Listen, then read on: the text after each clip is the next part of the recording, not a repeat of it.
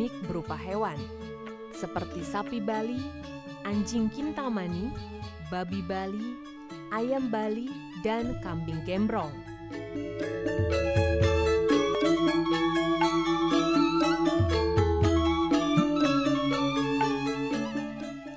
Untuk sapi Bali dan anjing Kintamani, populasinya cukup banyak dan terus berkembang.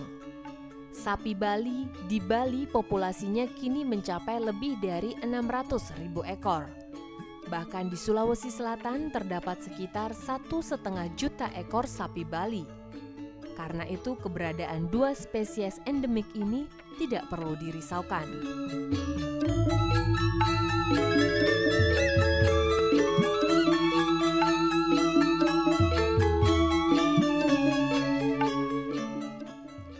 Sementara bebek Bali populasinya tidak berkembang, bahkan terus menurun dari tahun ke tahun meski jumlahnya masih cukup banyak, ada sekitar 600.000 ekor.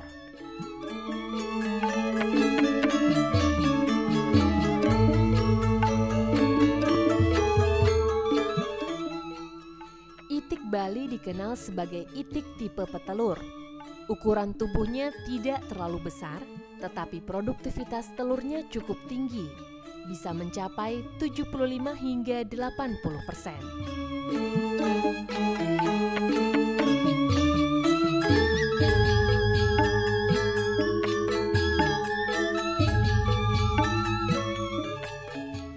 Ada 3 strain itik Bali, yakni itik bulu sumi, bulu sumian, dan bulu putih.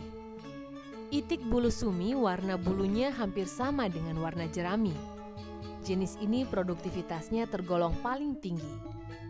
Bulu sumian warnanya agak gelap, krem kecoklatan.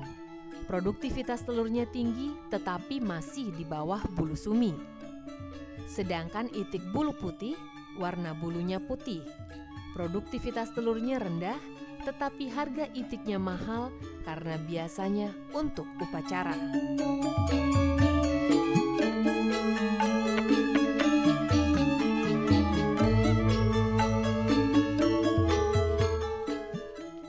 Dulu sebelum ada wabah flu burung, banyak bibit itik Bali terutama yang berbulu sumi dikirim ke NTB, NTT, dan Tegal. Di Tegal, itik ini dipelihara sebagai itik petelur dan disebut itik Tegal.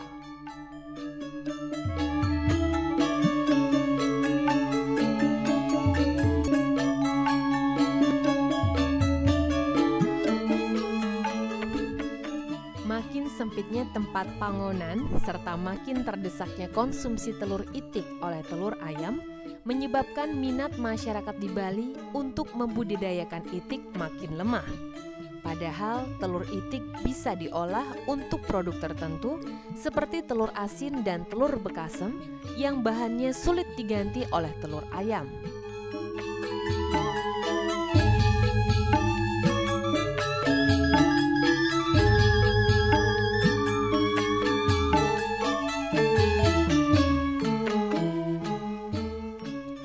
Sedangkan untuk kambing gembrong, kondisinya amat mengkhawatirkan karena telah mendekati kepunahan. Kambing ini memiliki sifat yang unik dan spesifik. Ukuran tubuhnya sebesar kambing kacang, tetapi tubuhnya lebih pendek. Warna bulunya polos, putih total, coklat total, atau hitam total.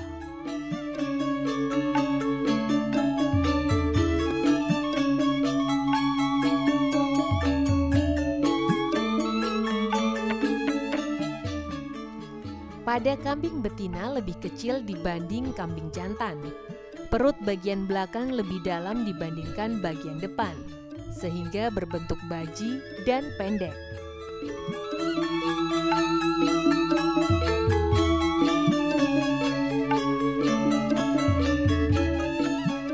Baik pada kambing betina maupun yang jantan bertanduk. Pada yang jantan bulunya panjang, terutama di bagian kepala, leher, pinggang, hingga ekor. Itu sebabnya disebut kambing gembrong. Jika dibiarkan, panjang bulunya bisa mencapai 20 hingga 30 cm.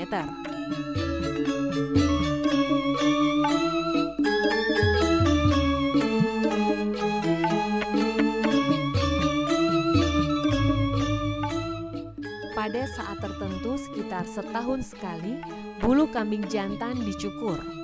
Bulu kambing ini biasanya untuk memancing ikan di laut. Itu sebabnya kambing gembrong umumnya dipelihara oleh masyarakat di sekitar pesisir.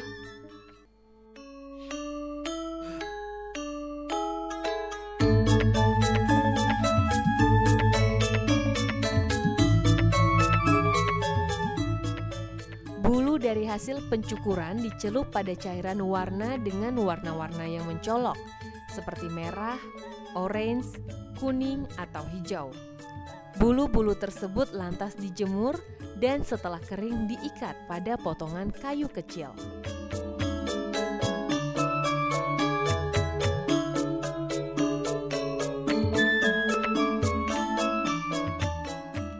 Satu ikat kecil bulu kambing dijual ke nelayan dengan harga sekitar Rp4.000 sampai dengan Rp5.000. Bulu-bulu tersebut lantas diikat pada ujung tali pancing dan di antara ikatan bulu diikat batang-batang pancing. Bila bulu tersebut tercelup dalam air laut akan memancarkan cahaya. Cahaya ini akan merangsang ikan-ikan untuk mendekatinya.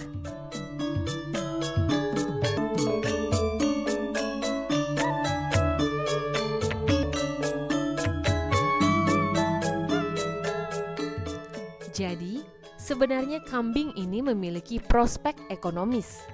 Di samping sebagai sumber daging, juga bulunya dapat dijual.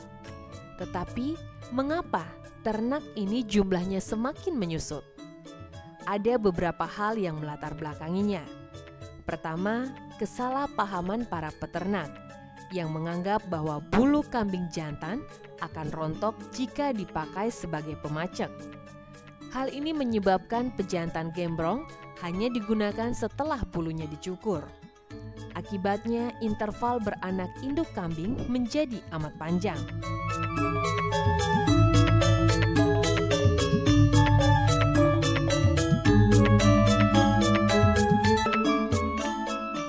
Di pihak lain, sebagian besar peternak memelihara kambingnya bercampur dengan kambing jenis lain, seperti kambing PE dan kacang.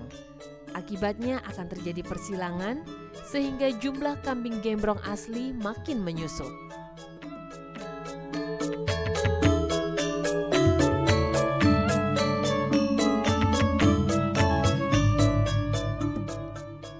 Di samping itu, sebagian besar pemelihara kambing gembrong adalah petani miskin. Pada saat-saat tertentu ketika kebutuhan ekonomi mendesak, seperti pada saat anak-anaknya akan masuk sekolah baru, kambing miliknya terpaksa dijual.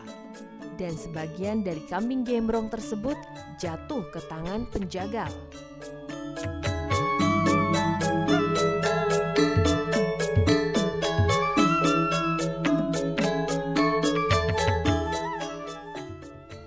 Kini kambing gembrong yang dipelihara petani tinggal 8 ekor yang berada di Desa Bukbuk, Kecamatan Karangasem, dan Desa Culik, Kecamatan Abang. Beruntung pihak BPTP Bali sejak tahun 2005 telah melakukan upaya konservasi secara ex situ.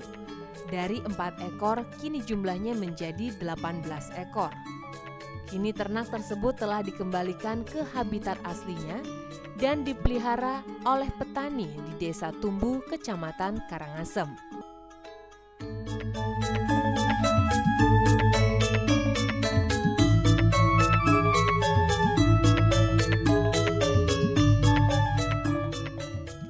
Sebagaimana plasma nutfah tanaman, untuk melestarikan plasma nutfah hewan diperlukan dukungan pemerintah daerah, baik berupa dana, fasilitas, maupun kebijakan. Dukungan kebijakan antara lain perlunya peraturan untuk mencegah keluarnya kambing gembrong dari daerah Karangasem dan Bali. Hal ini diperlukan mengingat selama ini populasi kambing tersebut terkuras karena banyaknya permintaan dari luar Bali. Sementara tidak ada aturan yang melarang.